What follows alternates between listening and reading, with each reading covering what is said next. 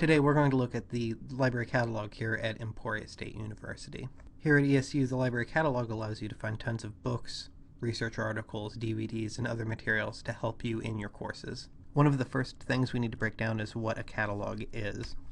In the early days, we might have thought about catalogs the way we think about consumer catalogs. It was a list of items that a specific business would sell to you. Now, however, most catalogs are online. One good example of a catalog is Netflix. Netflix has a certain number of movies available through its subscription platform. And as I go through and try to find a movie I want to watch, I can browse through or search to be able to find exactly what I'm looking for. Of course, finding materials for scholarly research is much more challenging than finding something that you might want to watch for the next hour and a half. Or for those of you that like to binge watch, sitting down and just selecting The Walking Dead on Netflix and watching all 3 seasons in a row.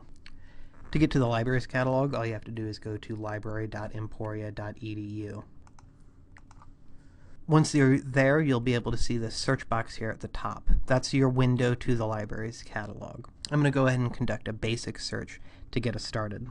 Today I'm going to look at materials about human rights and see what is available here at Emporia State University and what's available at libraries worldwide. When I do my basic search, I can see that I'm getting about 262,000 different results. That's quite a lot to work with, but oftentimes you might find something that will help get you started. Here's the book Human Rights by Jacqueline Langwith from Greenhaven Press.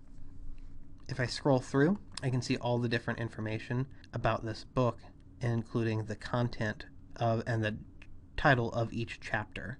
This will let me know whether or not this book will be helpful in the research I'm doing. For instance, if I was interested in human rights cases in China, there's definitely quite a few chapters on that in this book. Here's another book on human rights. As I go through, I can also see the location information. I can see that it's available on Deck 2, and its call number is 341.4H88. All I need to do is write down that number, head to Deck 2, and follow the labels here in the library to find this item and check it out. Up here at the top, I also have different subject headings. Much like how Netflix has a bunch of different genres that will allow us to find movies very narrow topic, I can use these subject headings to narrow down some of my searches.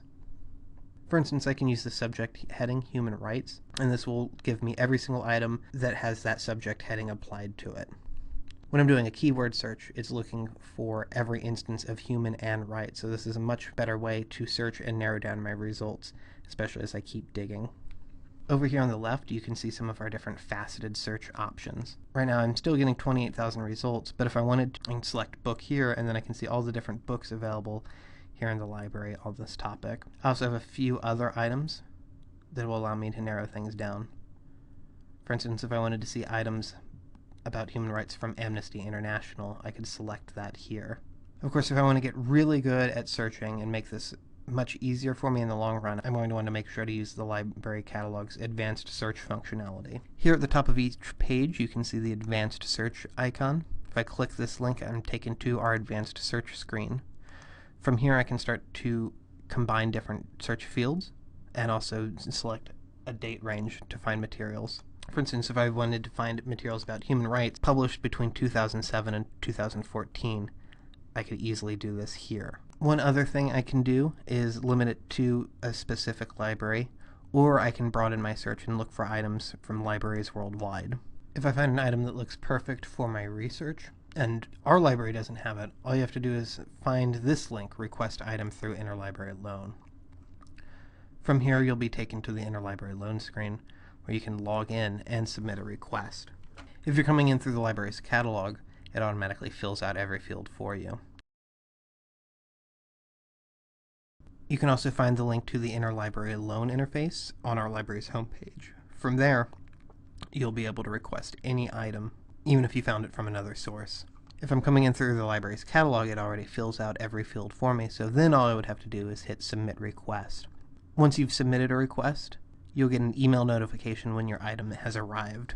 Scholarly journal articles are received electronically, and you can select over here to see your electronically received articles.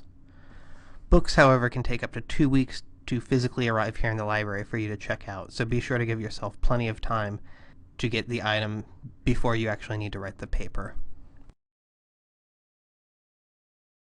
If you need more help finding books and using the library's catalog, you can contact the library. All our contact information and hours are located at library.emporia.edu.